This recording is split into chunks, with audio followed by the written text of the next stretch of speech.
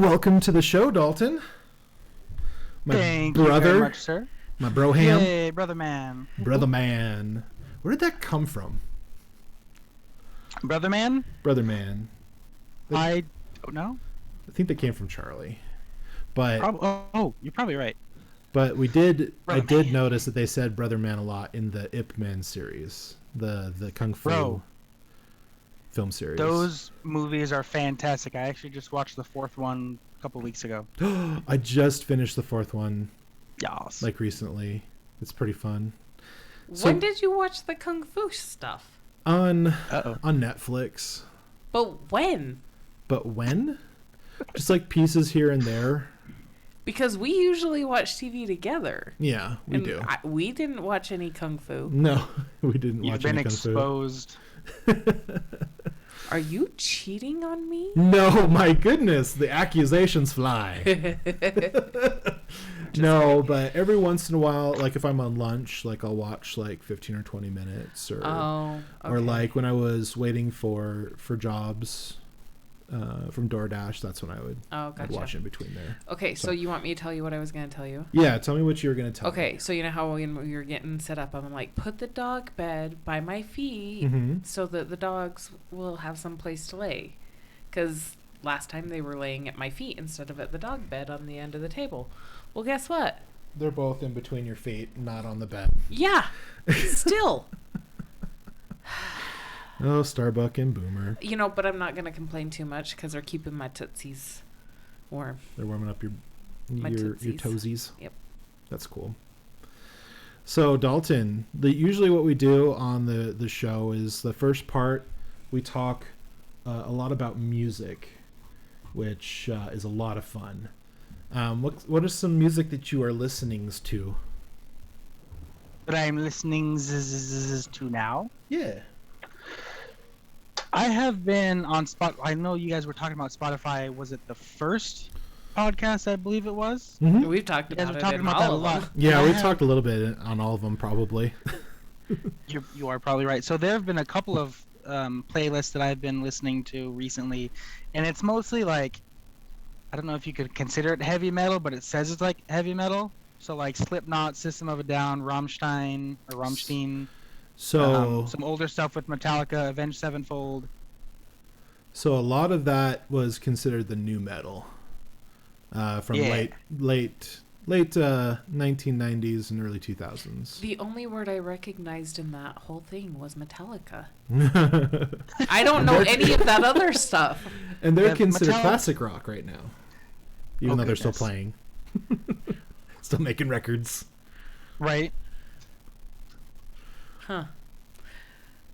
I've never listened to that. I feel bad. I have nothing to contribute on that. No, that's fine. It's good stuff. And that's just kind of what I've been listening to recently. Kind of in the past, I've actually been listening to a lot of country as well now, and in the past, I don't know why, I just like country music. And then a bunch of other things like funk. Oh, bro, dude, I love funk music. And like old school hip hop. Yes. That stuff is the freaking bomb diggity. It makes my soul smile. Do you get in any of the old school rap like Dr. J or Dre? Excuse me, Dr. J. Dr. Dre, Snoop Dogg, Skee-Lo. Ice-T. Yeah, a lot of those sound LL Cool J, Will Smith, Big Willie style. Yeah. Yeah. And a lot of the stuff that I like from back then was more about like walking down the street with your boombox and your friends playing basketball and stuff like that. Not like the rap of today. Although the rap of today is pretty catchy, but it's got nothing on that old school hip hop and rap, man. Yeah, they're definitely dominating the top hits right now on Spotify. I know you can actually look for playlists that they've created for like top rock or top pop, top R&B, top rap, etc. But I always try to like listen to like the top hits every once in a while. And I actually did that for the second podcast. I think I talked a little bit about it. Yeah. But yeah, it's you know, the record industry is definitely dominated by pop and rap right now. For sure. True story. Yeah. I feel like we've hit this slump like we did back in the 90s, and now we're just like waiting for the next big new wave generation of some kind of genre that's going to come up and like take over everything. Ooh, maybe we'll get lucky and we'll have like a resurgence of like old 90s alternative rock, grunge, some kind of modular genre that like comes out. I think that'd be really cool. I want something like Rush or Primus or like a mixture of those two to be the next big thing, because they are fantastic. And you've picked like two of the weirdest rock psychedelic like Yep. stuff you could listen to. Although like I know that Primus, especially the bass player, has a lot of like influences from funk. Yes, lots of different slap and techniques jazz as well. Yeah, for sure. Yeah. If you definitely are a bassist out there, I would definitely recommend checking it out. It's really interesting stuff. That stuff is complicated. Yeah, I think they really wanted to focus on just being more technical than actually writing songs that would be for the masses. Yeah, because their songs are so weird. I mean, you're talking about like Jerry was a race car driver. Jerry was a race car driver. He was running so damn fast. Winona's Big Brown Beaver. Big Brown Beaver. Stuff, mm-hmm. Yeah, Winona's Big Brown Beaver. There's some weird stuff. I'll have to let you. You'll have to Spotify some Primus so you can get on the line. The name of that song scares me just a little bit. You probably don't want to. As it probably should. You probably shouldn't read the song titles for any songs from Tool. Then they're pretty bad. Tool is good too. Dalton, I think we broke my wife. What's happening right now? Okay. All right, let's talk about sunshine and rainbows and puppies.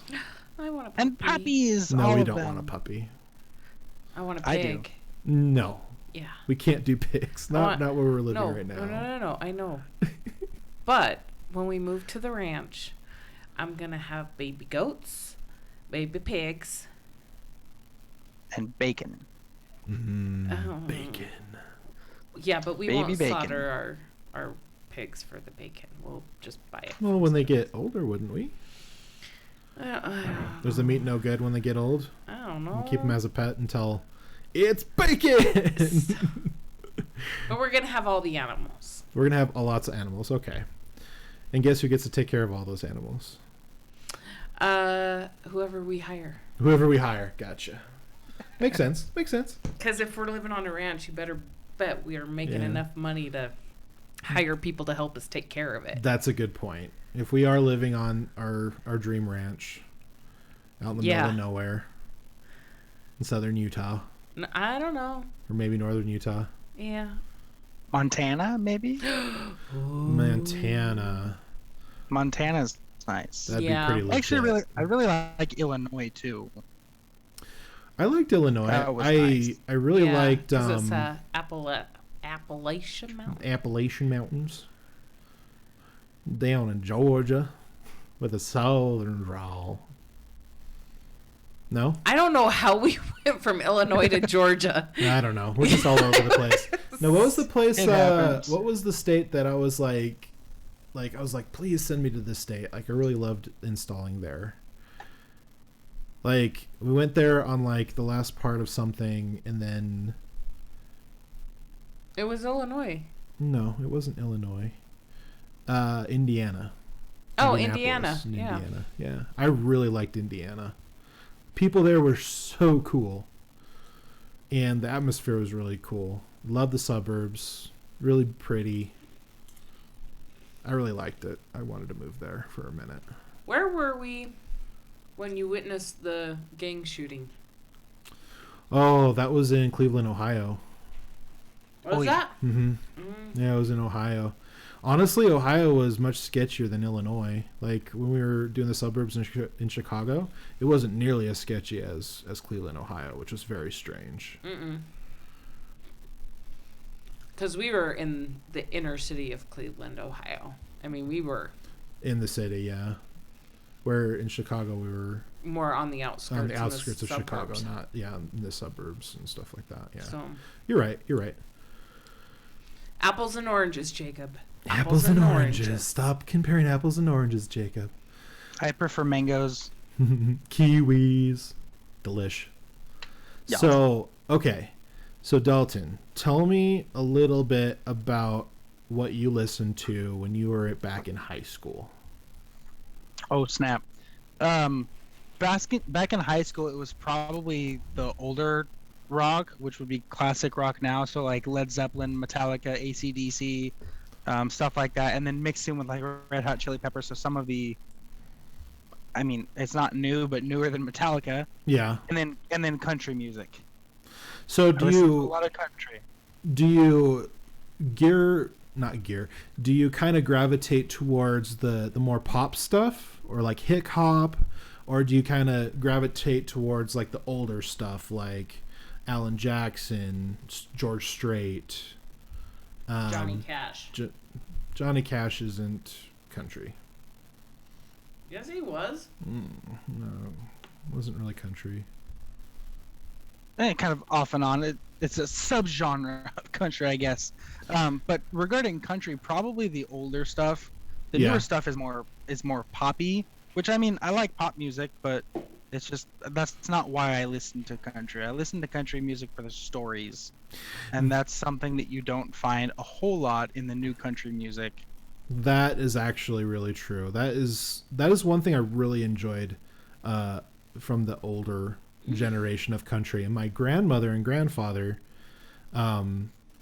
would actually listen to the older country. And so if it wasn't twangy, they didn't listen to it. So one of my favorite story songs, the country story songs. Reba McEntire, Fanny. Oh yeah, Reba McEntire. And Dixie Chicks. Earl's Gotta Die. They're not old school, but that song was the bomb. Yeah.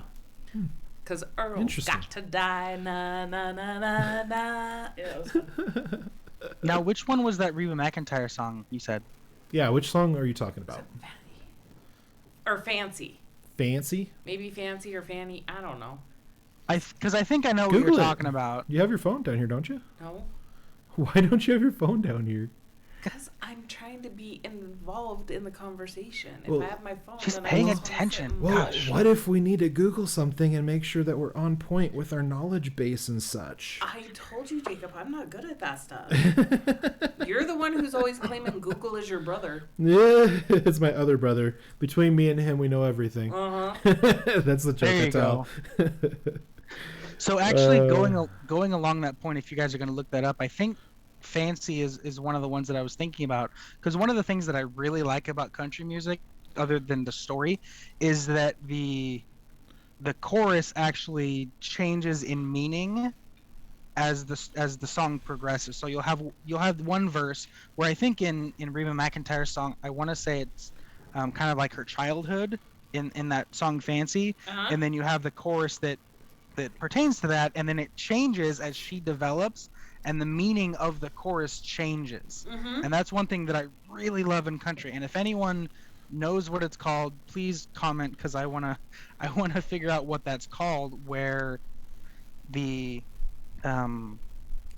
chorus changes meanings but kind of stays the same, or changes a word or two. And that's something that country music does really well, and they do it quite often, at least in the older country music. Well, not as much now. And they did it somewhat in rock music in the early days, because you think of the song American Pie. Okay. Right? Who sang American Pie? Jim Croce? No, I don't know. Don't ask me. I don't know. Like the song Bye Bye Miss American Pie. Drove my Chevy to the levee. Let's And then Google there it. was I'm not the really other- sure who sang it. Boomer. Stop. Yeah, Dogs. and a really good example of things like that is "Cats in the Cradle." That's the other one I was thinking Cat of. Stevens. Dolphin. I was like, what's that other song? You got it. You read my mind. That is just my favorite song by far. It's fantastic. Don And like even McLean. Don McLean. Oh, okay. And then like you have like the Christmas shoes song, right? So I love the storytelling songs. We Dalton, Yes. I think that's something we need to bring back. Dalton, you know what you should do? What? You should make an exclusive Spotify playlist of story songs. Ooh. That would be fun. Or song stories. I feel like there probably wouldn't be very many newer songs, because one thing I've noticed with the newer ones is it's just kind of random words stuck together. Yeah. No, it's true. But there are some, like, more... I think Carrie Underwood, like, Jesus Take the Wheel, right? I love Carrie Underwood. So that's a more modern one. And what else? I mean...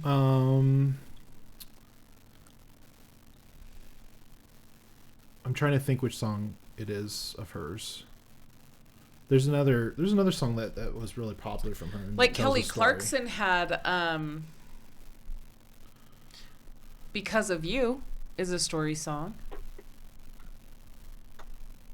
I can't. Yeah, there's a lot of them in country that do that. There's a couple of new ones out, but I'm with Jacob. I can't remember what they are. And as soon as we're done here, I'm gonna remember. Dalton. That's just how it works. That is actually a great idea. Something in the Water. That tells a story. What song is that? I don't know that one.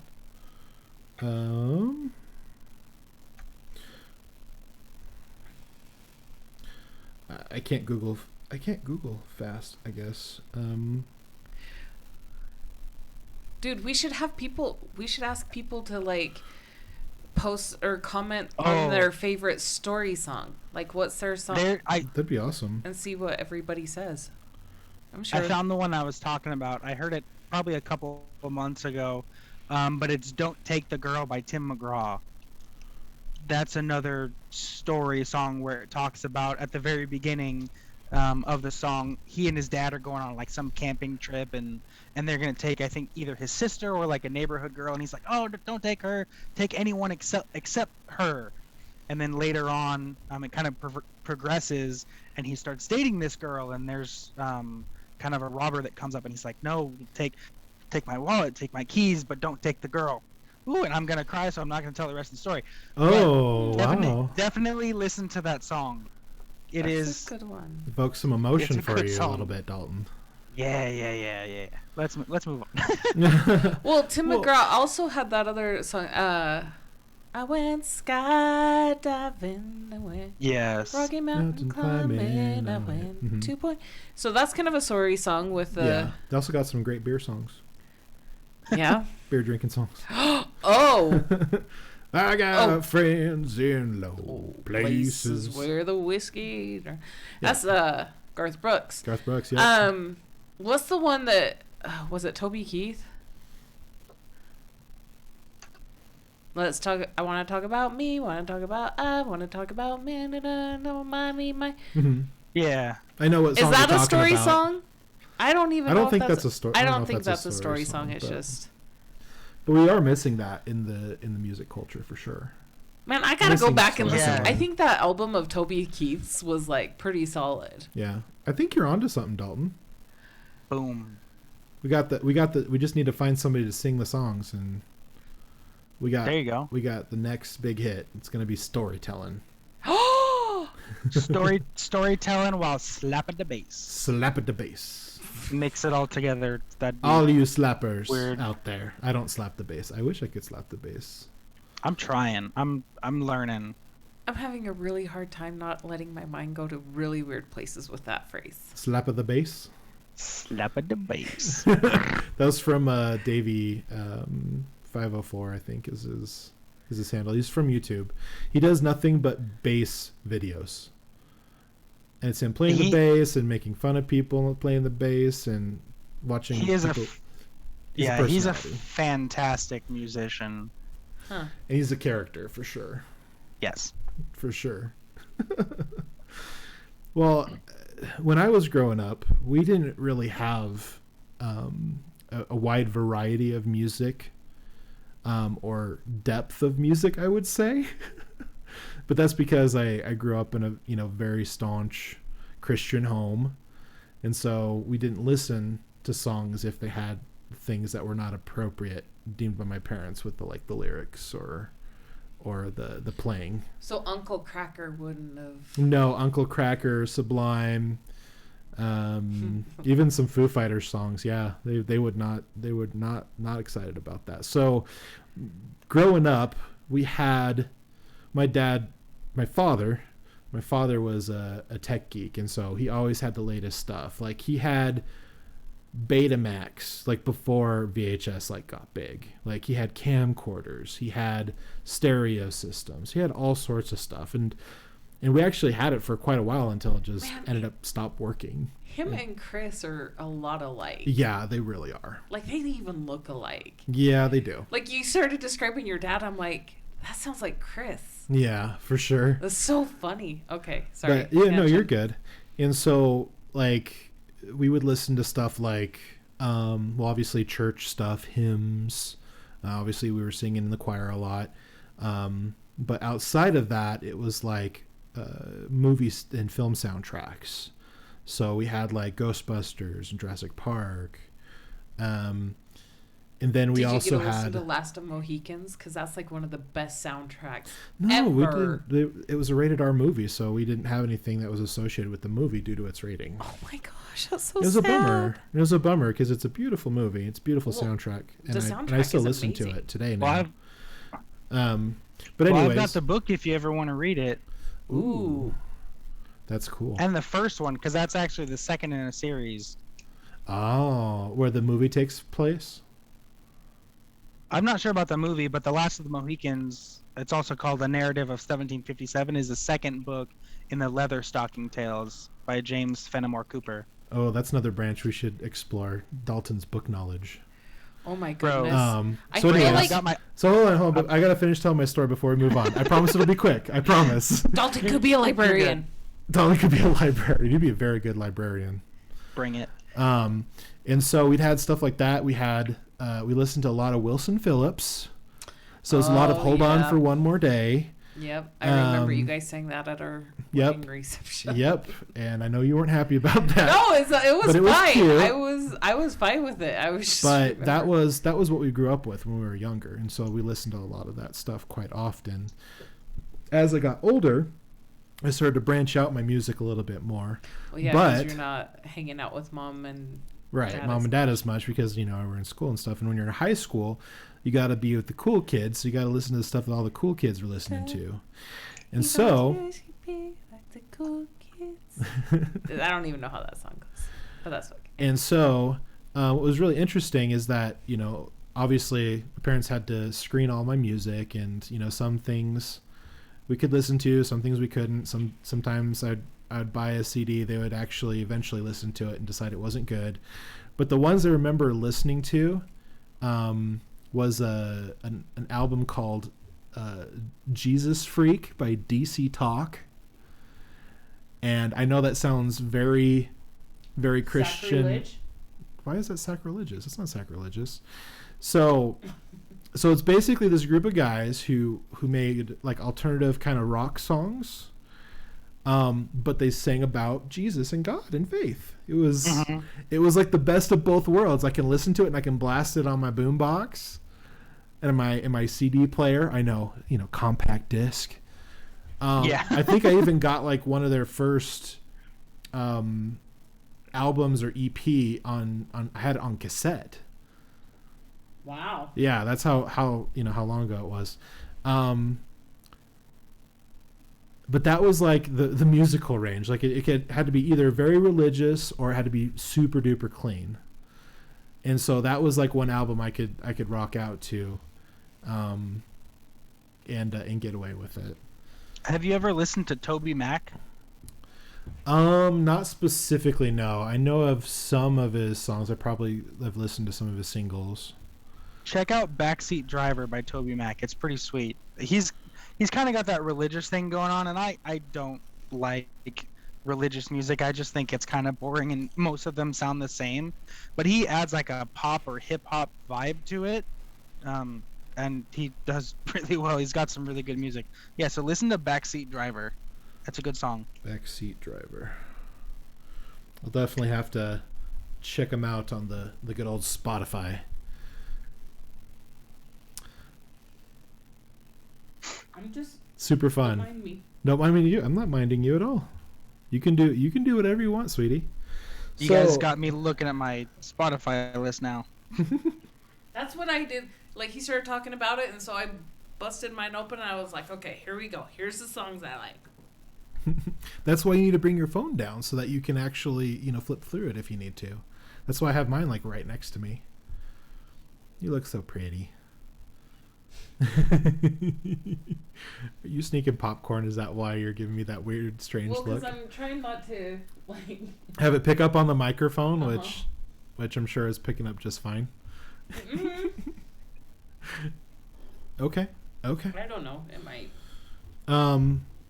How has music influenced you in your life, Dalton? That's a very good question, sir. It is a good question. I think it's influenced me probably the most, I guess, in the sense that I've become a musician myself. And kind of going along one of the topics that we were going to talk about today, I don't know if I should give things away, but one of the things that I've learned to love and something that I've learned that makes me, I guess, be happy or feel happy is like bass. And I don't just necessarily mean the instrument, because I play the instrument, you know that, and we've jammed together, and I absolutely love it. And that's why I love funk, because it's just so bass heavy, and that's why I love Rush and Primus and Red Hot Chili Peppers and all of these bands. Like Korn, they've got some really deep bass lines in there. It's either Korn or Slipknot, probably both of them. But what I've come to realize is that low frequencies, whether it's in a song or not, are one of those things that actually make me happy, which is pretty sweet. So that music has kind of given me happiness in that way. Plus, I just love jamming and slapping the bass. I love doing that, even though I'm terrible at it. I can slap the E string, and that's about it. I'm working on all the other ones. I've got to change up my technique. But music has kind of made me, along with other things, who I am today, because it's been such a big part of my life growing up with music. And I was kind of the opposite of you. I didn't grow up in a religious household or anything like that. So my brother and my mom and a bunch of other people in the family, we would be listening to like Slipknot and Korn and all of those things. And here I am, like 7, 8, 9 years old, listening to stuff, and I have no idea what they're saying. So. And most of the time, I still don't know what they're saying. But I usually, unless it's country, I tend not to listen to music for the lyrics. So I've been a little bit kind of the opposite in that. But I played in orchestra, started playing violin in third grade, and then sucked at it. So I switched from this little tiny violin to the double bass, or the upright bass, which was taller than I was when I think I started in 4th grade, so I was 9 when I started playing that thing, and it was like twice as wide as me, and I'm not a small person, it was twice as wide as me, and like 1.5 feet taller. So I started playing that, and every year, 4th, 5th, 6th, all the way up through the end of high school, I was playing bass. And then in 7th grade, my mom got me my first electric bass, which I still have. It's a Dean. It's a 4-string.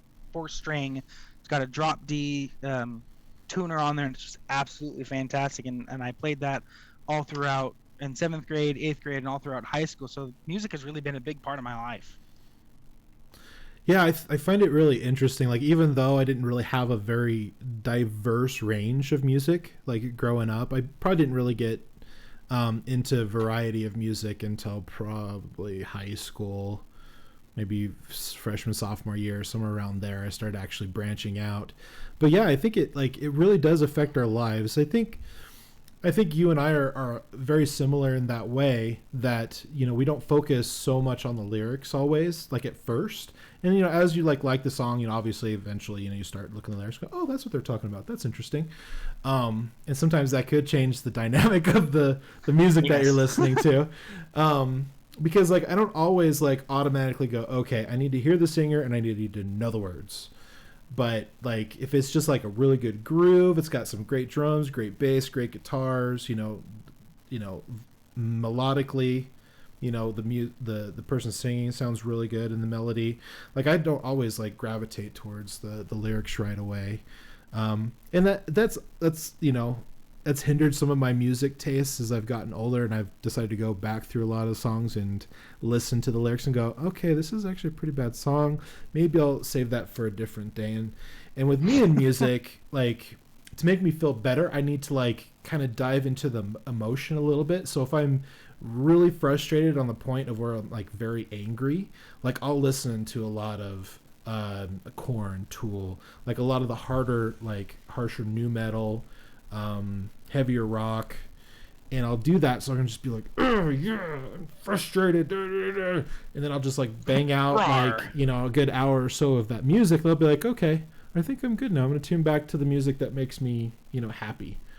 And so for me, a lot of it is just listening to the music depending my emotion. Like if I'm writing, mostly if I'm writing like my book, like if I'm doing actual like story writing and storytelling, like I'll actually listen to a lot of movie soundtracks. I listen to a lot of the stuff from Star Wars, from Lord of the Rings, Last of the Mohicans, like a lot of that kind of stuff, and I'll do that to kind of get into my creative mode, which is really interesting. So depending on what I'm doing or how I'm feeling, that's what I'm listening to, which is like a very interesting concept, I think, for me. Oh yeah, I feel you with that, especially that heavier rock, that heavier metal and things like that, because when I'm frustrated, I do the same thing, but for me it actually calms me down, which is really weird because normally heavy metal gets you all excited. Yeah, it gets you revved up, and you're like, yeah, I want to be more angsty. Yeah, yeah, you know. Rawr. Yeah, so most of the heavy metal stuff that I listen to actually calms me down. There's one song though that just gets me hyped up. It's "Psychosocial" by Slipknot. That song is just fantastic. I remember listening to that one day. I think the very first time I listened to it, I may have been, I think I was in Idaho, walking back home from wherever I was, and I just heard that song, and I was just jamming out when I was walking down the street. Everyone probably thought I was crazy. They would be right, but it was fantastic, and it's just been one of my favorites ever since.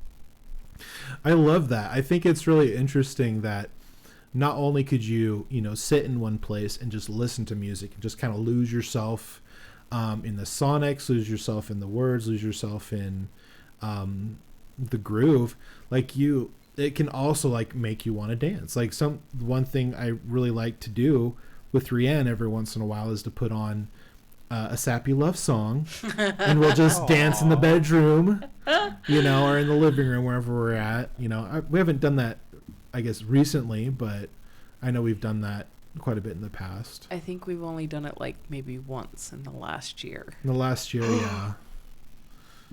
But it's been a very stressful and crazy last year. Yeah, high anxiety year. So yeah. So and part of that is we're channeling it through something creative. That's why we're doing this via the internet. Dab on them haters.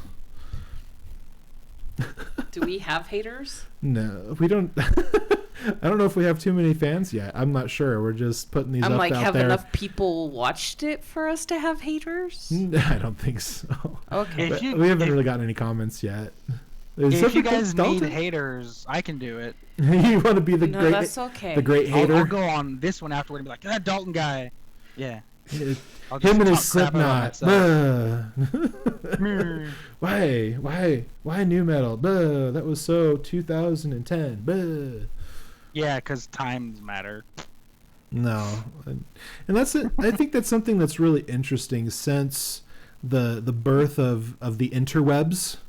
Like, it wasn't even called the internet. Like, they called it interwebs.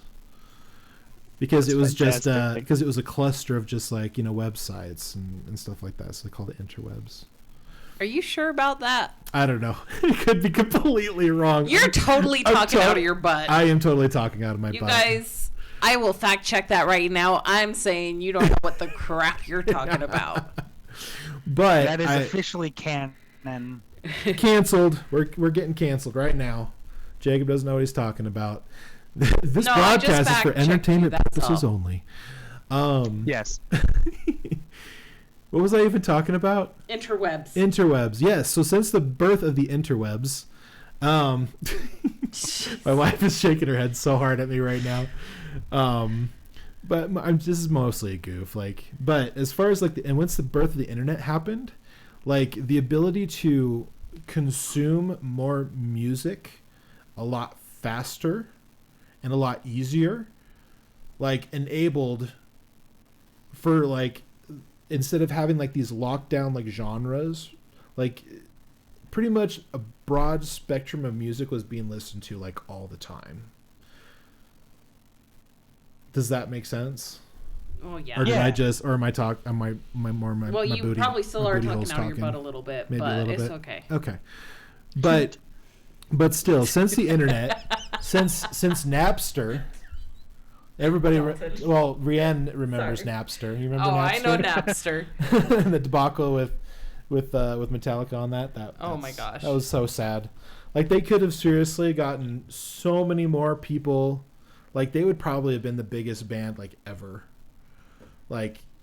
Since the internet, if they had just gone, if Lars just had gone with the flow, man, just rode it like a big wave. Who cares if they're losing a couple $100,000? They're making multi-millions. Yeah, and but that honestly would have just. They're also spending millions putting on shows and traveling and stuff because they have to cover all that cost themselves. No, that's usually covered by the label or the. Okay, so you know what happens? The label pays for it up front, but then they take their big fat cut to cover all those expenses from the ticket sales and CD sales and stuff. So they pay for it. Right, I get that, but I'm just saying that could have seriously given them more exposure if they just didn't spend a lot of that money trying to fight online net downloadings and Napster, LimeWire, SoulSeek. More people knew who Metallica was. Yeah, for sure. But that's the thing. So they got publicity. Yeah, well, that's true. Good or bad, they definitely were in the limelight. They always say, sure. And they survived it, which is good. A lot of bands don't come back from big stuff happening like that. Yeah. But any publicity is good publicity, is usually the motto. Because that is the motto. You're staying relevant. We're in the mix. We are relevant. We're gonna keep fighting Napster because Napster is bad. And now that's how we consume the majority of our music now is through online applications and downloads. Yeah, but there's a charge. True, but it's a lot less money than buying albums that you're only going to listen one or two songs on. True. I like the way that we can consume single songs now. Mm-hmm. But usually I never would purchase an album unless I didn't like all the songs that were on it. Yeah, I was the same way. I had to somehow listen to it, borrow it from a friend. Once the internet came about and you could illegally download music for free. Right. You could try it out and you're like, oh, I like 90% of these songs. I'm going to buy the album. Yeah. But and see, that's what I would do too. I wouldn't always listen to it illegally. I would go sit at the Sam Goody or all the other big box media stores where they had the little stations where you could put the headphones on. Oh yeah, and sample music and stuff. I would spend hours there doing that stuff because I was a very socially awkward teenager that didn't have many friends but had a driver's license and a car. So I would go hang out at the music store. Part of the fun was for me was actually getting the album that you really liked, and then also at that time it was really big with the compact discs. CDs, for those of you who don't know what those are. It's a information is on a disc. They can Google it. I'm just messing.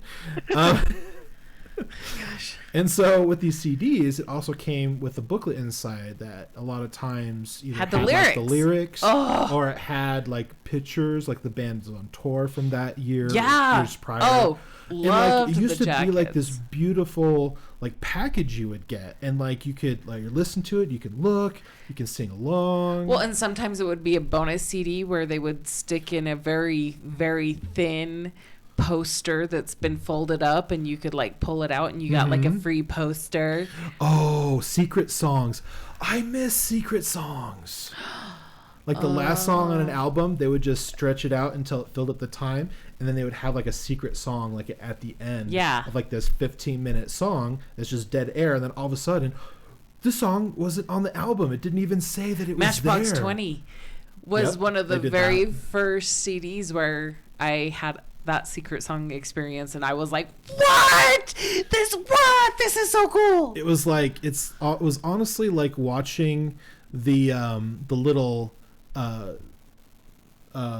like the epilogue or the post movie teaser, like from the Marvel movies. Oh yeah. Like you'd always stay because you'd listen to the music, you let the credits roll, go like, oh yeah, they were in that one, and this one, and blah blah blah. Like at the end of Doctor Strange, and yep, and then boom, you'd have like a little Easter egg to hold you over until the next film comes out. Or to really get you excited. Yeah. For the next one, and then drive you insane waiting. That's what it was like hearing the secret song at the end of these albums on the compact disc. Man. I don't know if you experienced any of that, Dalton, but the secret songs, no. The CDs, yes. I miss that. We are officially old, sir. We are not old. I'm not going to be old until I'm 120. Dude, you're not going to live that long. I'm going to live to 122. Oh, really? Yeah. There's going to be some kind of pill or some kind of like blood rejuvenation or something I'm going to take, and I'm going to live to 122. It's going to happen. Are we talking 122 years? Yes. 122 years. Because I was about to say, you're already 122 months, technically, if you want to go that route. Oh, hey, there you go. Or 122 weeks, days, Boom. hours, minutes, seconds, all that fun stuff. Mic dropped. Just kidding. Oh, goodness. My itches. I'm trying to think what else we could talk about. Musically. Oh, Dalton, have you been to any concerts? And if so, tell us some stories. You mean I recently? have been Not at any point in time in life. Oh, I was gonna say because nobody's been to concerts recently. Right, damn you, COVID. Okay. Anyway, please proceed. Your gates are open. So I've probably been in more concerts than I have actually been to. I think the only concerts I've really been to are yours. Back when you had, what was the name of the first one that you guys had? The first band I was in was with Jason and Brandon. That was My Pathetic Heroes. We were kind of like pop punk. My Pathetic Heroes? Yeah. How did I not know that? I don't know how you didn't know that, but it was a very pop punk like kind of. Oh. But we played a lot of different songs too. Like we didn't just like stay within that realm, but we had a lot of kind of poppy, punky songs. But when did you play the Marquee? What band was that with? That was with Stereo Jacket. Okay, so that was with the 4-piece. That's the one that I went to, and then a couple of years ago, with some awesome friends that I miss dearly. But I went to another concert, and I don't even remember who it was. It was just I went because I was invited. So, was it a local band or was it like a regional band or? No, it was basically like one guy, or it was named under the guy. Okay, so like a solo traveling band with him, yeah. A solo artist, as they call them nowadays, like a John Mayer or a. It might even have been him.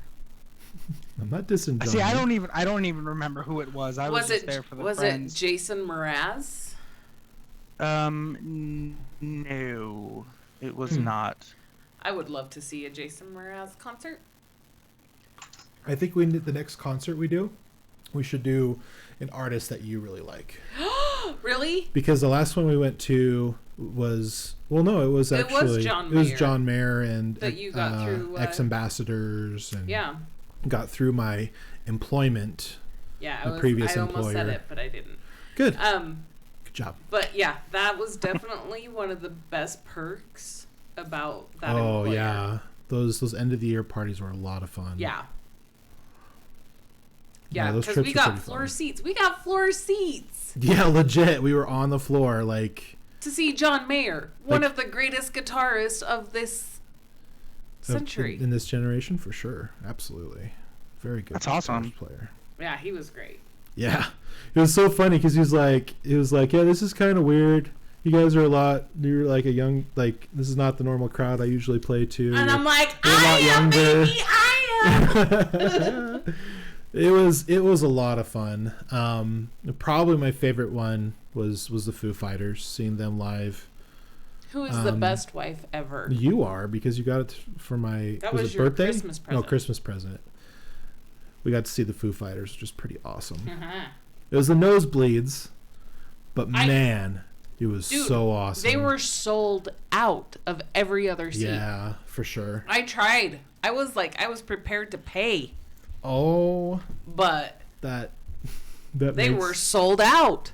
That makes me feel so much joy right now that you were willing to throw down some bucks to get closer to the...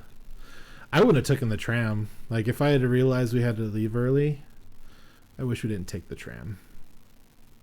But that's okay. Sorry. It was still probably one of my most favorite, like, music experiences I've ever had. The only one second unto it was I went with my buddy Jason because his wife didn't really want to go, but we got to see Roger Waters and his band, and they played the full Dark Side of the Moon album, start to finish. Nice. Who's Roger Waters? Pink Floyd. Why didn't you just say that? Because they're not together. Thank you, Boomer. Hopefully he didn't throw up. That actually reminds me, I did go to one other concert. It was actually with the Parental Unit. I went and we saw a cover band of, I think it was Led Zeppelin. Yeah, it was a cover band of Led Zeppelin. It was like an orchestra type thing. It was pretty sweet. Pour some... Oh, wait, that's not Led Zeppelin. Just kidding. That was Def Leppard. No! Whoa! I'm smoking crack. I did go see the Indigo Girls up in Park City. Indigo Girls. Yeah, it's a... Are they a local? No. They were very popular back in the 90s. I'm blanking. Oh, I'll have to pull up a song. Well, don't play it. You can't play it, baby. I'm sorry. You could probably sing a couple of bars. You don't want to go over 20 seconds, though. Because then you get copyright infringement. Dun, dun, dun. Anyway, one of the best places to experience a concert, a live concert, is in the mountains. Park City. Because you sit up along the side of the mountain, because it's like an instant, like, stadium seating. Mm-hmm. So, like, no matter where you sit, you have a good view. And you're in nature, right? So you're experiencing, like, the cool grass and the breeze, and sometimes it gets a little cold, but... That's fun. It, like, is so amazing. And they do concerts up at Brian Head. Oh, fun. So we should look that up and see. We should see if anybody's coming up there that looks interesting. Yeah. That'd be fun. But, like, Dalton, have you ever been to an outdoor concert? Yeah, that's the one where I went to with my friends. Oh, okay. The one that I can't remember who it was. Yeah. Yeah, when I saw Roger Waters, it was at the Cricket Pavilion, so it was an outside one. And then my first one, I actually took my first fiance and we saw the OC Supertones. She was not having it because they were very fun and very loud. The OC Supertones is like the ska punk genre.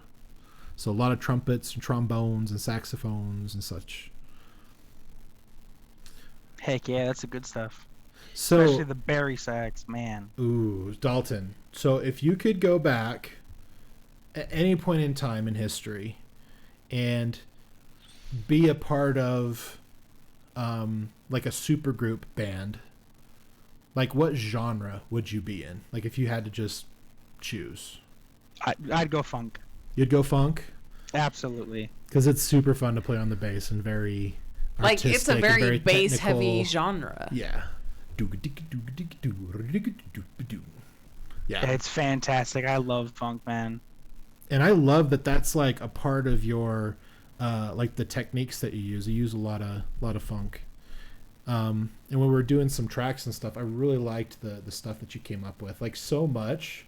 Like I honestly would like have a drummer just do the basic doon tat like kind of like what's a really good example of a really simple like rock drum, probably like Audio Slave and Soundgarden, like just very simple drums. Their focus is more on like the vocals and guitar on those, but like if I was gonna do it, like it would be like simple guitars, you know, except for, you know, solo leads and stuff like that, simple drums, but then let the bass kind of fill in the more intricate stuff.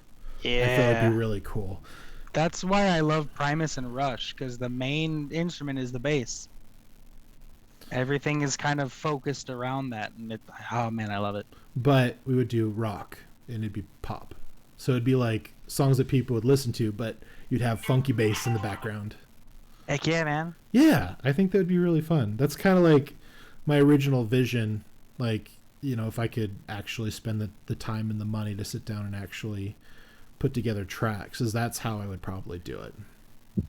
Like very rhythmic, very simple guitars, and then a more complicated bass like in the verses, and then we get to the chorus, you know, when you start like more dynamics, obviously more open, you know, more simpler playing, but definitely in the verses, like being able to like make that bass talk, I think is really interesting. Yeah, there's a good song, if I can, I believe so. It's Rosanna by Toto. They've got some pretty good bass lines in there. But it's pretty sweet. I love that song. It's a good song. It's been forever since I've even Put heard on that. the red light, Roxanne. No. That's No. one. That's by Sting. You're singing Roxanne. Oh. He was talking Rosanna. Oh, Rosanna. Excuse me. By Toto. Rosanna. Have I heard that song? I'll have to go back. Dun, dun, na, na, na, na. Na, na, na, na, na, na. Right? That's the one you were talking about. I just remember the bass line. Yeah, okay. No. It's a good song. Yeah.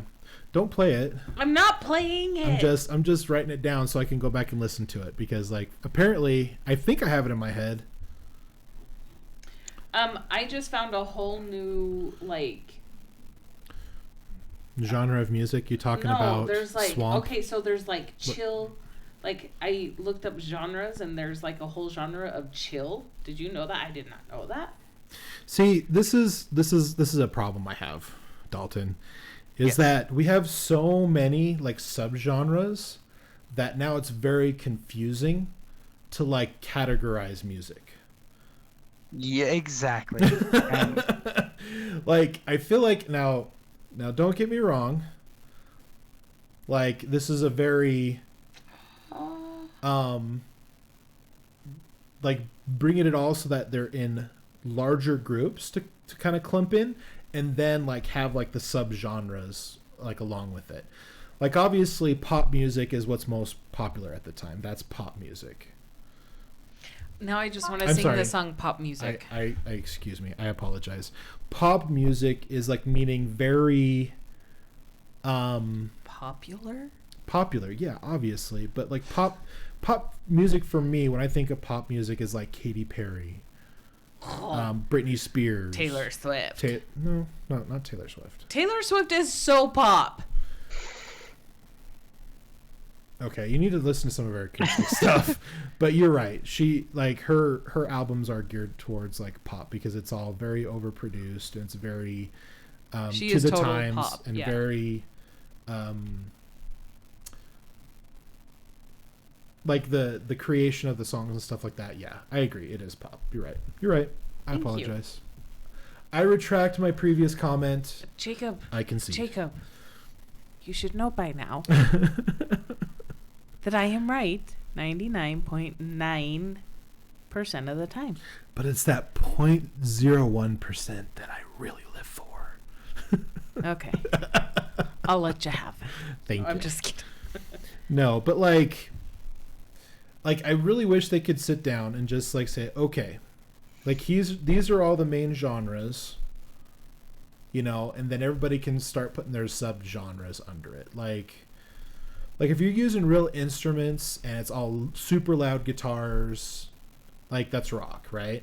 Like that's pretty simple. So we could rock and pop, we can separate those pretty well. Like country, as long as it has a twangy lead guitar and steel guitar, and talking about their dogs losing their trucks and divorcing their wives and then marrying the babysitter, that's country. I think I overgeneralized. That is an extremely overgeneralized statement. But what I'm saying is we just need to like have like the main, however, you know, many there are that we need to get the main stuff, and then let's just do subgenres under that. Like let's just make it make sense instead of having like, what was the genre that we discovered the other day? Swamp pop. Swamp pop. Swamp yes. Pop. Like what is like swamp pop? It's a soda. It's a soda. That would be a nasty tasting soda. This is our new line. We call it swamp water. No, this swamp is pop. Swamp pop. It has to be swamp pop. It's got a very mossy taste. Oh yeah.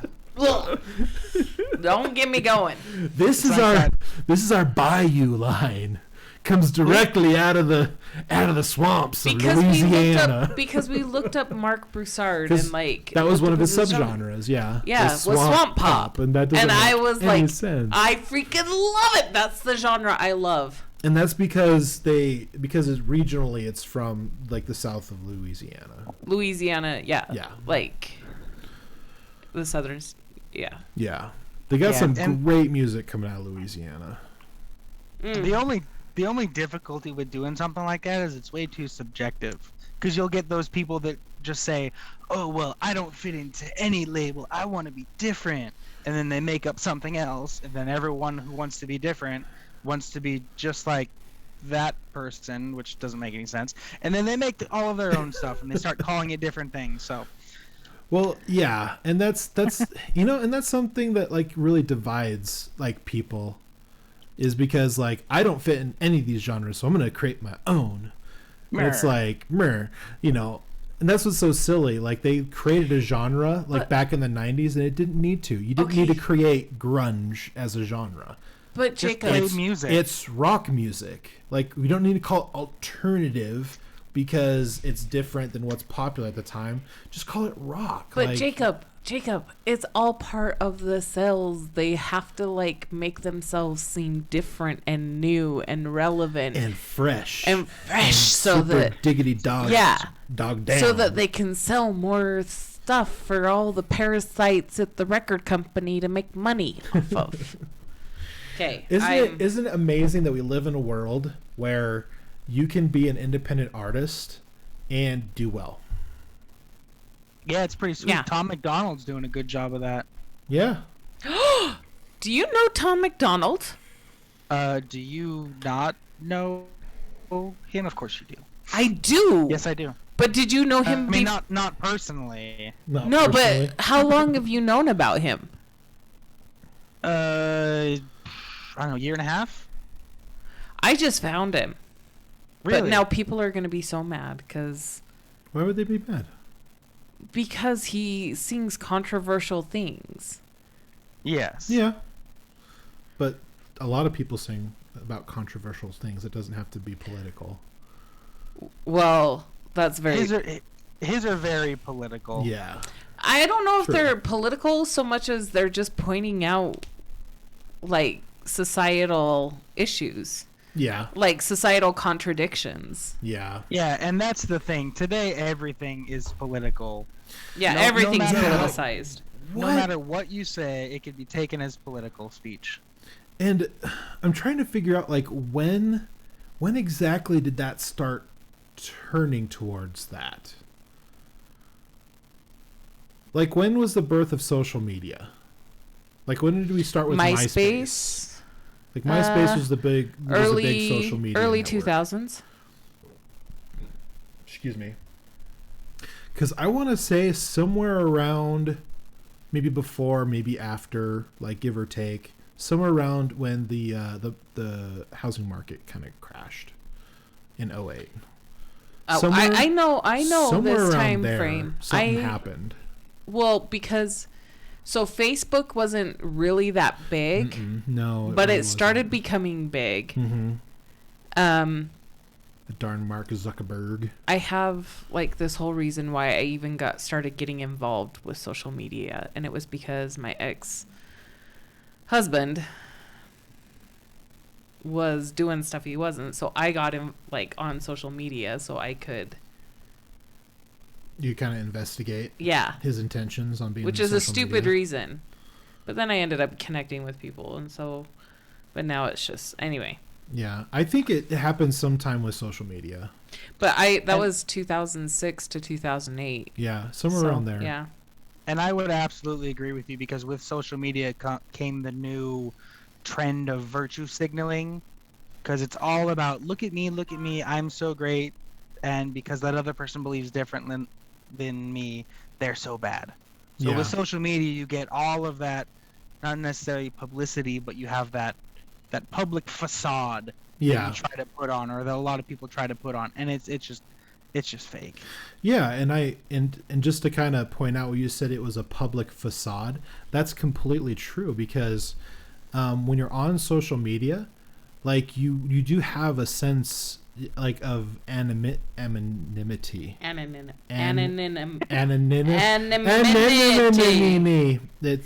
It gives you some anonymity. I can't say words today. I don't English well. Where you have a barrier, so like you don't have to use like your personal pictures, like on Twitter. You can actually have a handle that's not your name. Yeah. So I mean, I'm sure a lot of this stuff's not happening on Facebook, but it's definitely happening on places like Twitter. Yes, and I definitely Bots. don't like that whole fake thing. I prefer not to fake anything, because that just gives other people the impression, like on Facebook, all the time you see people that are just smiling and they're so happy, and then you get to know them in real life and they're just one of the most depressed people that you know, but they're putting on that facade because they fear what other people will say about them. Yeah. So Well, in my mind, just be yourself. If people like you, they like you. If they don't, they don't. Problem solved. yeah, but the thing is that, you know, social media, stuff like Facebook is just a small window, into your actual reality. And the thing with, you know, people putting on the facade is that you want people to see the best side of you when they're just browsing around and looking at things. I mean, obviously, when you talk to people, like you said, they're going to be completely different a lot of times, or even like you're going to see hints of, you know, darkness and despair when, you know, all their pictures and all of their postings are all like, I'm so happy and Jesus loves you. And let's talk about, like, you know, puppies and kittens. When in reality, that's not, you know, how they are. It's not who they are. Right. It seems so fake, and I don't think it's doing them any favors, because then they have to keep up that facade. It's like lying. When you lie once and people try to catch you in it, or basically if you lie once, in order to keep that lie alive, you have to keep doing it, and it gets harder and harder and harder to maintain all of those lies in your head until eventually you don't know the lie from the truth. Yeah. And you either believe it or you get caught. Yeah. And to me, it's just easier just to be yourself. Don't put on that facade.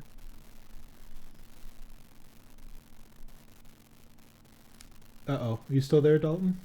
Yes, I am. Sorry. Oh, I thought we lost. I know. I was like, what's happening? This is going so good. We have such great stuff happening right now. It was just an odd Odd pause. to a sentence. Yeah, an odd pause there, ending to a sentence. Oh, but yeah, I completely agree with you. And I think it's very exhausting. Like, I remember, like, I was very religious at being on Facebook and making sure to look at all the people that I have on my friends list and make sure to comment and to like their pictures, engage in comments on their wall posts. And I think that's one of the things that really bothered me over time, is that I was not only posting stuff and trying to push, my best self forward with my profile and everything, but I was trying to continue it while I was chatting and talking to people as well. Yeah, and that's one of the reasons why I don't like TikTok either. It's just look at me, look at me, look at me. I'm so great. And I mean, that's the same in a lot of things. That's who people have become, especially like in politics and actors and things like that. They're like, look at me, I believe in this and I'm so great, and that other person that doesn't believe it and is bad, so you should think that they're bad. So then everyone gets afraid and they say, oh, well, if I think this thing, then they're going to think that I'm bad. Mm-hmm. So I don't want to believe that thing. Right. So I'm going to change it. So it gets into that virtue signaling that just becomes political bullying. Mm-hmm. Yeah. And that's part of the reason why I disconnected like all my social media. Like, I don't have the actual apps on my phone. Same. And if I do want to access it, I do it in a web page. So that way I don't have to worry about notifications. I don't have to worry about me being tempted to go on it, because like it'll be there. You know what I mean? Right. Where in a web page, it's a little bit more clunky. So navigating it's not as exciting as it is within the app. But also like I'm noticing that people, like, not only they put on the facade of, hey, look at me, I'm doing so great, I'm helping all these people by sending this stuff out, and like having people what's the word when you take something and you decide to like start a campaign and start like shooting stuff out on social media. And wow, I'm blanking on that completely. But anyways, but the reason I disconnected from all that, because not only were I'm getting the people that were putting on, the good face for everybody and the good smile, but there was also the extreme opposite, where people were like basically unveiling like their whole lives and bringing out all their dirty laundry and talking about all of the drama that's going on within their lives, within their families, within their relationships. And I was just like, this is absolutely way too much. And and as much as I wanted to get involved, like I couldn't. Like, I just like, this is causing me so much stress. It's causing me so much anxiety. At that point, I just like, okay, all I'm going to do is I'm going to put them on my web pages on my phone so I can at least post like in links. And then that's it. So that you can at least look at the things that I send you. I haven't even looked at a lot of the things that you send me, because you send it through Facebook Messenger, and I don't have Facebook Messenger. No, I text it to you. I text you the link. You texted me the links, yes. And I can actually, most of the time I can go to those. Sometimes the links don't work because it says, hey, why don't you go ahead and open the app and join Facebook? And I'm like, no, thank you. So I've completely disconnected on it. I don't look at people's walls anymore. I rarely post. I think like a month ago I updated my employment, which I hadn't updated in years. And then I've been posting the podcast. That's all I've been posting. Right. I'm with you there. And then people, I feel like they post way too much. You were talking about kind of putting out that dirty laundry. There's some things that you don't talk about in public, and that's something that we, as a society, we just don't really understand anymore. There's some things that you keep it private. You don't air those dirty secrets. And something along those lines is, there are people on Facebook all the time where I'll see that they're like spouses or they're dating or whatever, and one of them will post something about the other one, just like a great thing, like, oh well, I love you so much and you're so great, and they'll post it on social media, and in my head I'm thinking, why don't you just tell that person that? And it's because they want that public display of affection, so that that public display of affection, or attention, just attention, and attention, exactly. Somebody to engage. Just, I don't understand. Yeah. It's like if you want to engage with that person, just walk over to that person and engage with them. I mean, if call them on the phone, do it over Zoom. Right. I mean, especially if it's your significant other, because I mean, they're probably in the other room, or they're down the street, or you're in contact with them all the time because you're either dating or you're married, or kind of somewhere there in between. And I just don't understand that they post these things on social media all the time. It's like, what are you trying to accomplish with that? Are you faking it, or is it real and you just want other people to notice, or you just don't care who sees and you're posting it on purpose to see what other people are going to do with it? And I mean, there are lots of different reasons to do it. I don't understand any of them at this point. Well, due to the social dilemma and a lot of these doctors talking about how these applications for social media are designed to keep us in front of them as long as possible. I wonder if it's an addiction thing, like if it's actually like an actual need, like a drive, like your brain, if it is hasn't been connected to the phone or has the screen in front of it for a period of time, like your brain goes, I need the screen, I need the screen, I need the screen, and you go, oh crap, I got to look at it. So I wonder if it's like an addiction thing, maybe because it really looks at people who have the propensity to become addicted, or maybe it's an actual psychosis. Maybe there's just a lot of people who have so much mental illness that they just have to be on it because they're not getting the attention, the love, the things that they need to be like okay in their headspace. Right, and I definitely think it's a mixture of the two, because I mean I've even found myself on Facebook every once in a while, and I don't have the app either. I have the web browser on my phone, but I keep it open, or at least I keep it on there because you have separate pages where you can look up something on Google or whatever. Right. And I typically keep it on one of those, and I'll just find myself, I'll even be watching TV or watching a YouTube video, and I'll just open up Facebook. It kind of comes as second nature, and then I just start looking at things because I'm looking for something interesting. And me, because I love politics, I kind of look for controversial things as well. Right. I find myself looking for controversy, which I know isn't healthy, and then once I realize that, I kind of stop and I put it away, or I kind of X out of that window in the phone once I realize that. But I think it's a mixture of a lot of those things, where you have that constant need for attention, because it's just a human need. Oh yeah. You need attention. If babies don't get attention, they die. If people don't get attention, they struggle at life. Bad things Absolutely, they struggle in life. Yeah.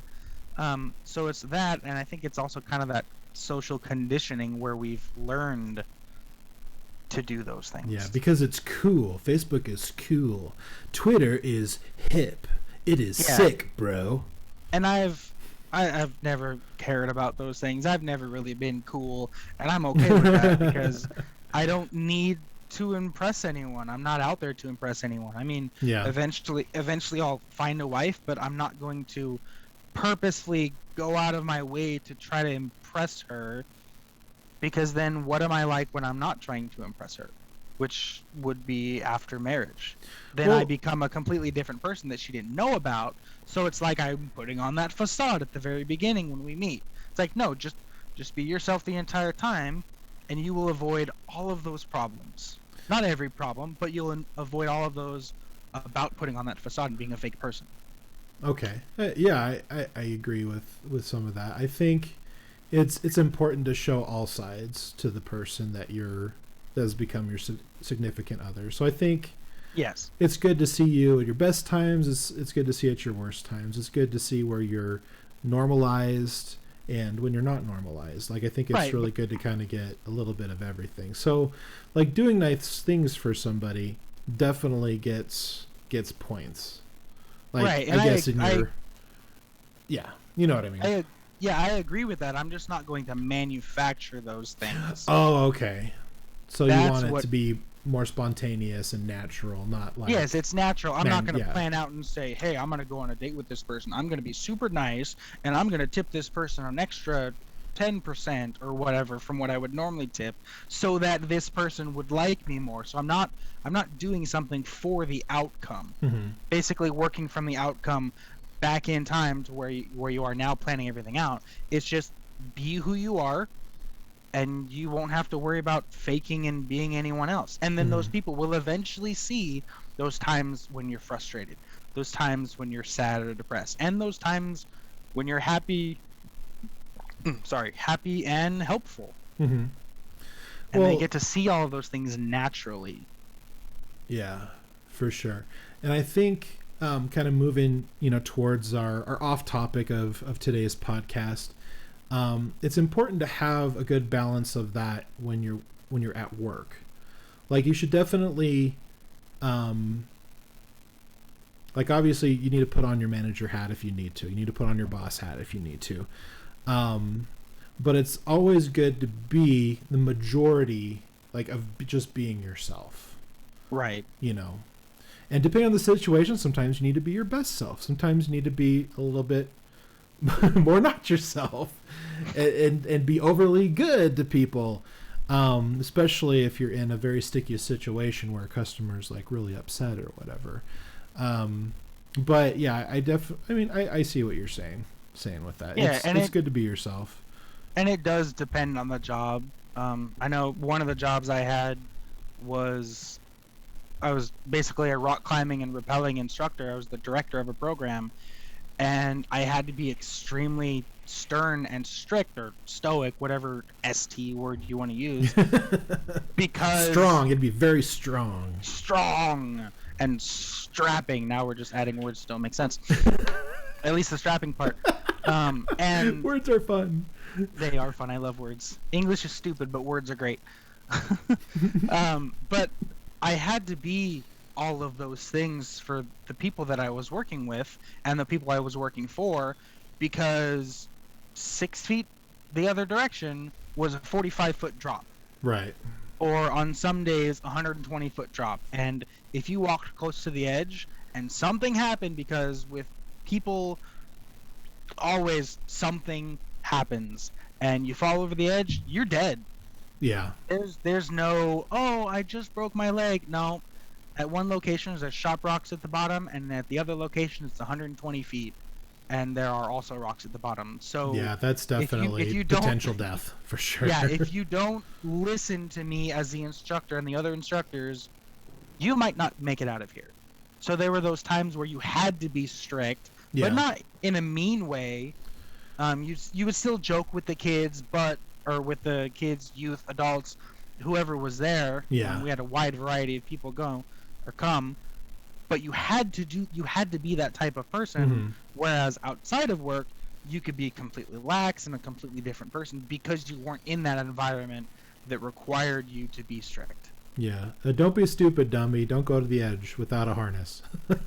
Right. And if you go to the edge without a harness, you're gone. Yeah. You do not get to climb today, and we will talk with your leader, your group, whoever, and you're not coming back. I'm sorry. Yeah. But you disobeyed this rule, and it's not just an arbitrary rule. I have a huge issue with rules that are rules because they're rules, and that's it. Right. They're just arbitrary. It's not one of those. It's if you do this, this is the outcome. Yeah. You will die. You will die, or you will wish you were dead, because now you're at the bottom of the canyon, and we can't get you out for a couple of hours because we have to call someone in. Yeah. And we have to get to a place where we can do that in the first place, and then they have to set up a rig, and it takes a long time, and then they have to take you out in a helicopter, and it's just a pain. So not only a pain, but very expensive. Yes. You don't want to be airlifted in a helicopter. Right. That's like the most priciest way to get to a hospital. Exactly. And then, I mean, as a side note, it takes up everyone else's time, which isn't the main thing. The main thing is the person's health. Right. It affects everything. But it just ruins the experience of everyone else. We actually had a time like that where it was no fault of anyone's. a guy rappelled down, and he was about 2/3 of the way down the 120-foot cliff. So it was 80 feet down, something like that, maybe a little bit less. And a rock dislodged somewhere, and we had checked it earlier. It dislodged and came down on his knee. And I mean, he was fine. It hit his knee and then hit his feet. But we threw the ropes down there. I went down there. Ended up going down with him a little bit. It was kind of funny because I don't know if Rianne wants to listen to this, but when he would bend his knee, it would like squirt out a little bit. And he was joking with it. So the blood? Oh, goodness. Yeah, the blood would squirt out a little bit. And he was joking with it. And he was super cool. And we made sure that he was doing well. And we called the guys and brought him down. And we got him out. And I actually had dinner with him the next day. Or the day, 2 days later, possibly. But it was a good experience. And it was no fault of anyone else's. Just things happen. Yeah. The rock came down. And I want to say it was... It was definitely a little bit bigger than a softball. Yeah. So it was not a small rock that came down, and that's coming down 80 feet or so. Yeah, so it's going, full speed from its weight as far as it falling. Yeah, even if it's hitting up against the canyon wall, because it wasn't perfectly flat, there were a couple of spots where it would jut out or it would go back in. Mm-hmm. But even if it's doing that, it's not slowing down that much. That's not how physics works. Right. Yeah. Well, so our off topic kind of goes along, with like things that are happening in the workplace, and you and I participated in working with a very prominent security installation company, and in some of the experiences that we had, we had good experiences, but we also had some experiences that weren't the most favorable, and a lot of that, people would say that toxicity in the workplace. Why don't you share with us some of the experiences that you had? I'm really more interested in hearing your story than sharing mine. I'm sure I can share mine on another podcast, but we can maybe swap a few stories here. But Why don't you share a little bit? Well, I had such a good experience that I don't even remember when it was. I tried not to remember because it was not a good experience. And like you said, this must have been, 2015, 2016, something like that. I went out for one summer with you guys, and I had been hoping to go out with you as the manager, but stuff happened, and I ended up going to, I think it was a completely different state, wasn't it? Yeah, you ended up going to Texas. Yeah, and you were I think off we somewhere went in else. Cleveland, Ohio, I think is the one that we went to. I think that was Texas, year 2 or 3. Okay, for you, yeah. Yeah, I think we were in Ohio that year. Yeah, and it was year 1 for me. Mm-hmm. And it was the first and last year I did that. It was overall it was not a very good experience for me. But I think I had gone out there, what was it, like a month late because I was doing school. Mm-hmm. I was taking some classes, I think at the local college around here. I was taking some classes, and this company starts super early. Yeah, I don't understand because April. it's supposed to be like summer sales and the installations, and Yeah. but our stuff in Arizona is weird anyway because summer doesn't start until like June 23rd, I think, is the technical date according to the sun and all of that fun stuff. But Arizona summers start in like March. Yeah. But I had stayed a little bit later, so I was probably about a month, maybe 3 weeks to a month late, Mm-hmm. which caused some issues because then after going out there to Texas, I still had to do my training, which was 2-3 weeks, something like that, usually. Depending. Well, with my guys, obviously they needed to, complete watching the videos. I think that time we didn't have the online curriculum. I think it was just like a globulous list of like YouTube, like private YouTube videos you had to watch. And we had how to install things. Yeah, and we had the best teacher, very drony and very monotoned, teaching you how to. Yeah. So here we're going to install a garage controller, and so in order to do that, like it was just it was not the best. Painful.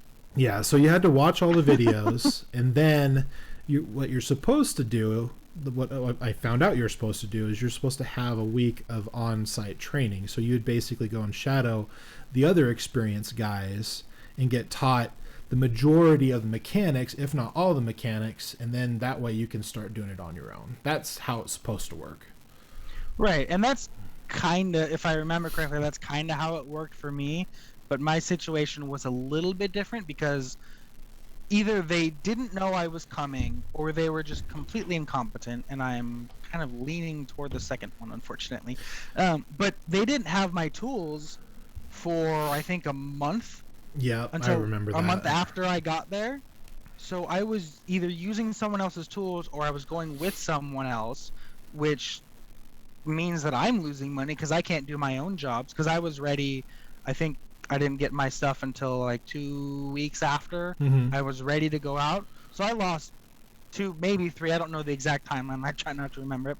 But I lost quite a bit of money by just waiting for them to get my tools. And I asked them, hey, and I said, can I go buy my own? And maybe you guys can reimburse me or whatever. We can figure out the financial stuff. And they said no, that I was not able to buy my own tools, that I had to get theirs. Yeah. And it just took forever. And by the time I got it, like I said, I had already missed out on a bunch of money. Yeah, I think it took almost a month to get the tools. That was very strange. It was quite a while, which, I mean, we're not talking pandemic time, so you right. would figure. Like, back in 2014, 2015, definitely wasn't pandemic time. Yeah, you go to a store, you buy some tools, or you order some tools. They get there in a week at most, because usually most delivery companies and shipping companies, they do a pretty good job. 7 to 10 days, yeah. Yeah. So either they got back ordered on stuff, or maybe something happened where, like it was forgotten or the order got left off. I mean, there could have been a number of things that happened with the tools. But right. And things definitely can happen, but I'm leaning more toward the just fault of my supervisor at the time, because he didn't do a very good job at training me either. I know there was one time we were talking about some of the motion detectors. Yeah. And I had asked him, and I had asked some of the other installers, technicians, whatever you want to call them, about the motion detector. And they would say, oh, well, this can it'll detect motion up to 45 feet at a degree range of 135 degrees or whatever. Uh-huh. And that's what he had told me, and that's what the technicians had told me. That's what the manager had told me. And I ended up doing my own research eventually, because that's what I was telling some of the customers. The customer, the customers. Sorry, there's so many different terms for customers in my brain right now with all the different jobs that I've done and that I'm doing. Right. But I ended up finding out, and you can correct me if I'm wrong, but it definitely was not 40 feet. I think it was like between the ones at the time that we were using were between like 15 and 20 feet, which I mean is still pretty decent for a house, but most rooms aren't going to be like 60 feet. Yeah, most of the rooms were a lot smaller. So, and for us, a lot of the houses were actually pretty big because we were in Texas. Yeah, and we were in spacious rooms. We were in a relatively wealthy part of Texas, and I mean, I grew up in a place that didn't have a whole lot of money. I mean, I had everything I need, but didn't have a whole lot of money. So a big room to me could be like 20 by 20. So, but they had a lot of really big rooms, and they would say, oh, well, yeah, you can get this one motion detector and it'll cover this entire area. You can put it at the top of the stairs and it'll cover your entire living room and kind of your upper little balcony area. And that's what we were telling the customers, because that's what the salespeople told us. That's what the technicians told me. And I ended up finding out that it would only go like 15 to 20 feet, and it was like a 100 degree, I guess, span or something like that. So you had to point it in a perfect direction, basically exactly where people would be coming in. Right. Whether it's the door, the window, if you didn't have the glass break or the detectors. Sorry, the glass break detectors. I can speak English. On there, so just little things like that, where I would find out that no, what they're telling me isn't correct about this motion detector, or Right. no, this glass break detector won't hear glass from another room, so you can't just have one in your entire house that'll cover everything. Right. Or two or three. Yeah, and those the way that they were presented was misleading. Yes. And most of that, I believe purposely so. Yeah, I agree. And I think a lot of the reasoning for doing that was not necessarily to be malicious or, or to like not protect people properly. I think a lot of it was because the more points that they had like this point system where like you had a certain amount of points as far as like, door sensors, between door sensors, motion detectors, glass break detectors, which would allow them to give them up to a certain amount of points free for the customer. And then every point after that, they had to pay out of pocket for. Which is such a terrible business plan. It was a terrible way to sell stuff. And it definitely got better over time where everything was like being financed, so they didn't have to worry about points or like worrying about trying to cut corners and stuff like that, where the person would get what they wanted and it would just all be financed under their monthly plan. And yeah, I agree, it was definitely a poor business choice, and it's unfortunate that people were misled because of it. And it doesn't make sense. I mean, you buy one burrito, it's $4. You buy two burritos, it's $8. Right. If you buy three, it's not $8 for you and then $4 for the company. That doesn't make any sense. But I mean, that's just one thing. And kind of along those lines, I noticed a lot, and I sat in on it a couple of times, but when the sales representatives would talk about the systems, they would just say things that weren't true. One of the things that just drove me nuts the most was the install time. They would say, "Oh yeah, our technicians are great and they can get it done in an hour." And you get there, it's got 3 outdoor cameras. Yeah. And it's going to take at least 3 to 4 hours. Yeah, I get that. Right. And a lot of times they'll do it at like 9 o'clock at night, and it's like, this isn't gonna take an hour. You know that, right? It'll take an hour kind of to set up the panel and do I guess the control system, whatever you want to call it, and do the basic, yeah, like the basic system. You can knock that out in 45 minutes or to an hour for sure. Yeah, I mean, assuming that their walls don't have random horizontal studs in them that you have to get through somehow. Yeah, those lovely fire breaks that we experienced out east were absolutely terrible. I know what you mean. Yeah, and we had those every once in a while in Texas. It wasn't too bad. It wasn't every time.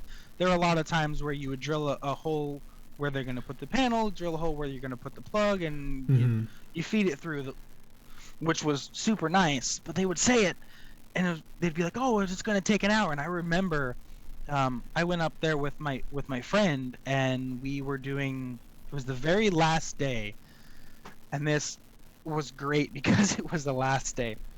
But it was the very last day we were working. We were supposed to leave the next day, and I think either I had just finished an install or he had just finished one. I don't remember. And we decided, and one of us got this next one, and we decided to do it together. But it was 9-10 o'clock at night, and we got a call from I think it was the main sales guy or one of the main sales guys. One of the managers, yeah. Yeah, one of the managers. He had been out working. And he said, "Oh, I got one for you guys," or it came through the system. I don't remember because I try not to. And yeah, exactly.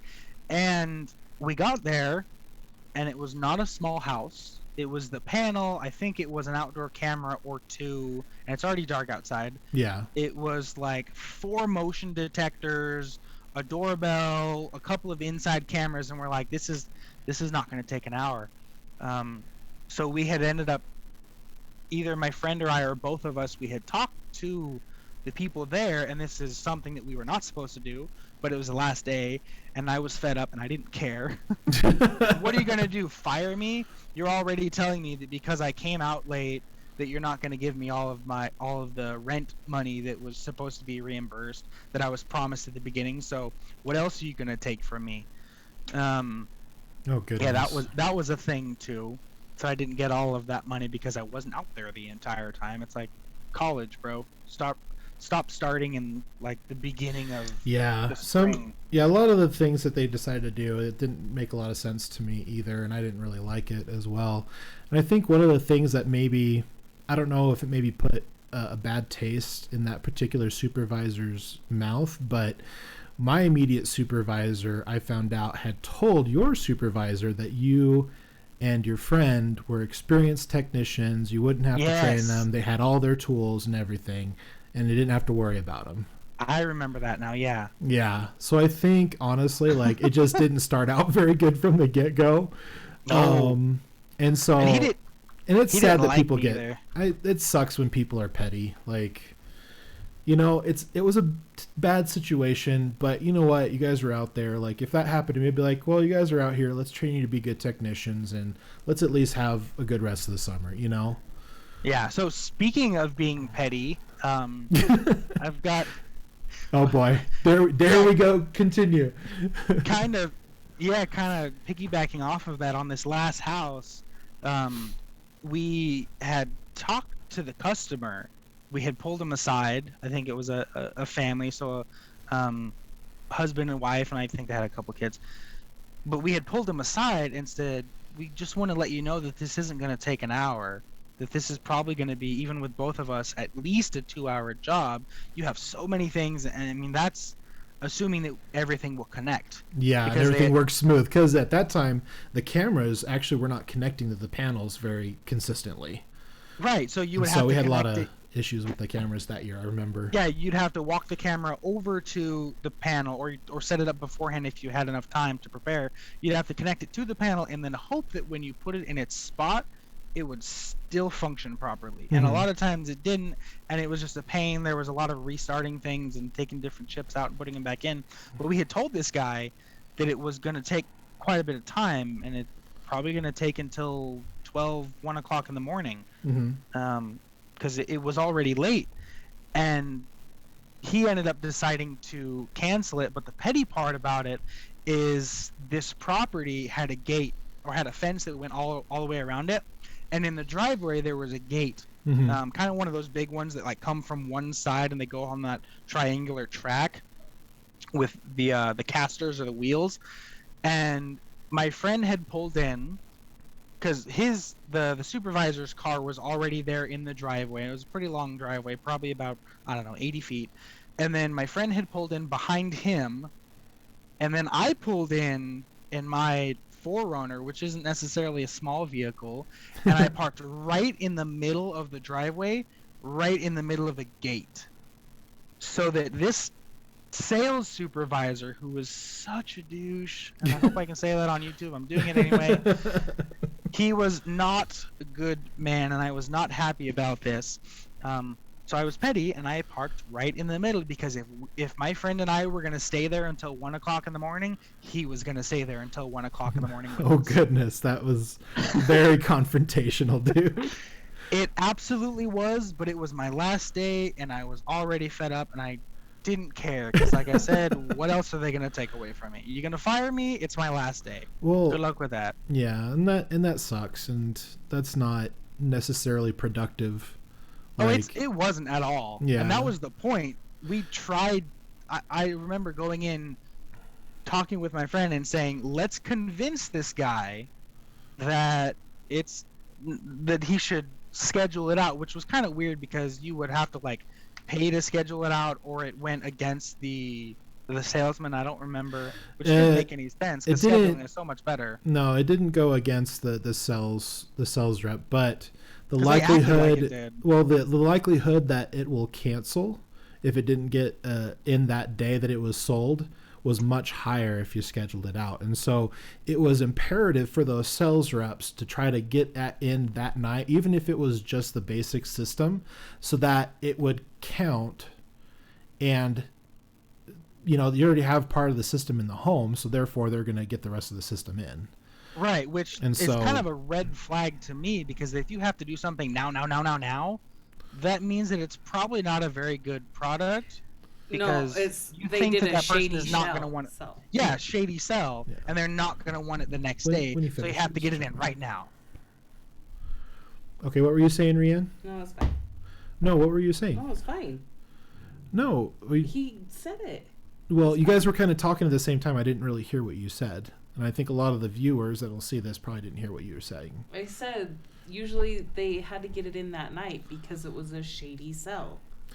They lied and said, "Oh, it's not a contract or whatever." Oh, yeah, you can't. Yeah, you can cancel it anytime you want. Plus, the company would run a bunch of competitions. Mm-hmm. And if it was a competition, then they would push till super late at night just so they could win the competition. Yeah, and which I get. Like, I get that's a very big driving force for some of these the door-to-door sales forces that are out there nowadays. And I get the grind. Like, I really do. But when you have to say things that aren't correct or mislead people, like, I have countless stories of that occurring, which I won't get into tonight. But did you have a reasonable interactions with your supervisor, or was it mostly not good? I mean, I guess the reasonable interactions would just be the typical everyday things where you say, "Oh, I need a couple of batteries," and he's like, "They're over there." I didn't have any great experiences with him. Yeah. I would never consider him a friend, right? Or even like a friendly acquaintance. It's more of a boss or supervisor employee. I guess more boss than supervisor. There's a little bit different connotation there. Yeah. But it was more of a boss employee underling type of situation there. Yeah, and I think when it comes to supervisors, they kind of go into three categories for me. The first category for me is the most ideal category, which would be the leader. Yes. And when you think of a leader, you think someone who's just like, "Hey man, I'm not really sure about how to go about doing this. How should I do my wire runs?" "Oh yeah, man, let me come. You go ahead and finish, everything else. I'll be down there in 10 minutes and we can walk through it."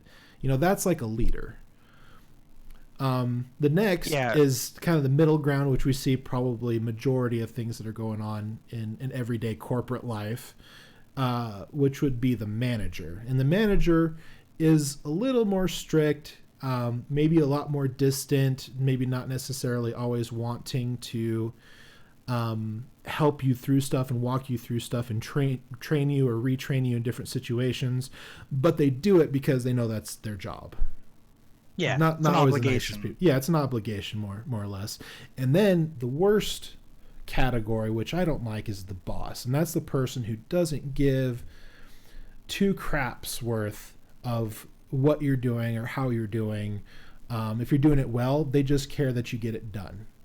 When you say, "Hey, can I ask you a couple of questions?" "No, figure it out." Click. That's like the boss. Oh yeah, I've had some experiences with them in the past. Well, that was my direct supervisor for the first 3 years of my career. 4 years, excuse me. Rian just rebutted. There you go. Yeah, and that's, when I was reading the article that I was looking at about toxicity in the workplace, is I'm also thinking about not only the vibe or the feel that's going on within the organization and with the employees and the manager and all the regionals and stuff, but I also think of what's going on with that employee. Because if for instance, I had a boss and I legit had, this was my training. I think I remember telling you the story. So I went out and I shadowed a guy, which is, you drive around in their car with them, and then you're supposed to help them on their installs. But these guys did not want to help teach because it wasn't their job. They're not getting paid for it.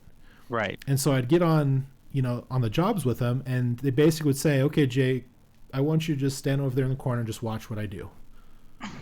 And that was my training the first day. I watched 2 installs, and on the second install, he was like, "All right, here's the sensors you need to drill in the door. Here's the drill. Go drill them." Okay. And so, did you want to interject? I do want to interject something. the circumstances of you being hired were totally different than the normal circumstances. Well, this is true. Because you started mid-season. You came out as a sales rep. This is true. That was my first year. And then you said, screw that, I'm not doing that. And I was like, well, I am. And so you became... And by happenstance, one of the technicians had fed up with the boss and left in the middle of the night. And nobody knew about it until like a day or two later. And so that's how I became a technician.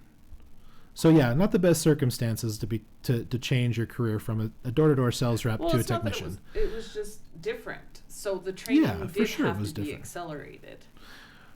Because they were already like halfway through the season, so they had to train you in a accelerated fashion.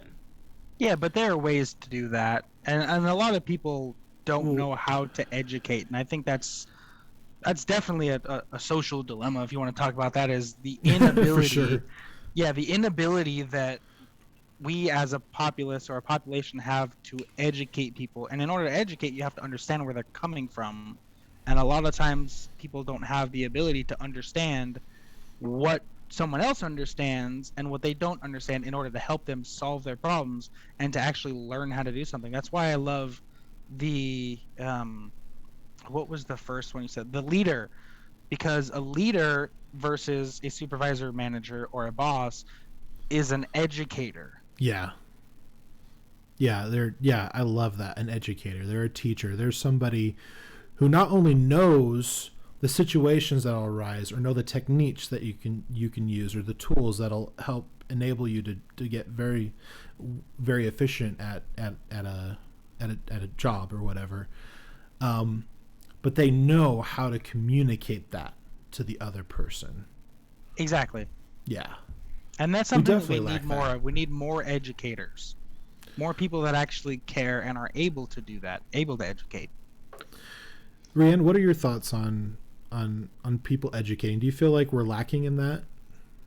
I feel like we're lacking on teachable people who are teachable. That's definitely part of the equation for sure. I think teachability is down because of the societal tribalism that's happening in our, and people don't want to keep their minds open or consider. They're too proud. Certain things, yeah. So I think it's hard to be an educator when you're surrounded by a bunch of people who are unwilling to be taught. Yeah. And so that's frustrating. And so you have those people who normally are passionate and would do it, but there's maybe not as many people who are willing to be taught. Yeah, I can definitely attest to that, because that's kind of my main thing. I want to go into education. I mean, not like at a school teaching mathematics or anything like that, which I love math as well. You don't want to be a professor? You don't want to be Professor Dalton? I do actually want to be a professor, but not I'd probably tease you a lot. I would tease you a lot. Do Professor! I'd be like Harry Potter.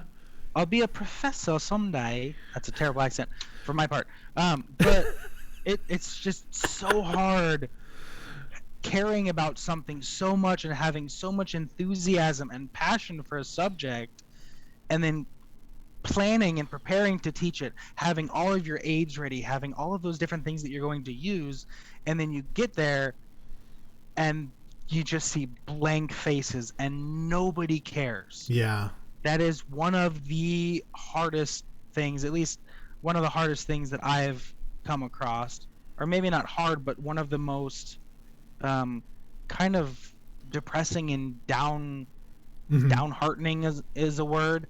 It's just one of those super difficult things where you're just so excited and then you just can't share it with anyone because they don't care. Yeah, I mean, we definitely, in America, we have a lack of passion. I really do believe that. Just kind of thinking back onto some of the books I read. I read a book, I think I might have actually recommend it to a lot of people, but it's called The Happiness Advantage by Sean Aker. A very great book, a very analytical, but also very experience book, like of talking about the things that he is studying at Harvard. Actually, I think that's wrong. I don't think it was Harvard. I think it was somewhere. I think it was somewhere else. But anyways, so this particular person, he would go around the world teaching this happiness advantage and sharing like how happiness can increase your quality of life. It can increase your outlook on the future and on the day-to-day tasks, like turning around CEOs, where they think that their business is going to fold at any point in time, and then help them turn around and watching them thrive.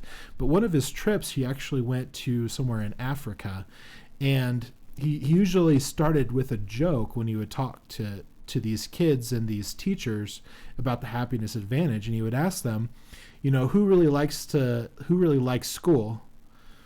Me. And in America, the kids would just be like, school sucks, who cares about school? But in Africa, all these kids super happy and smiling, just raising their hands as far as they possibly could to indicate that they loved school. And I think a lot of it is in America, where we're struggling with that, is a lot of it is we're going against a lot of our nature as human beings. Back in the day, we used to be hunters and gatherers. Well, we don't do much hunting and gathering anymore. Maybe in the corporate sense, maybe we do that, searching for sales and stuff like that.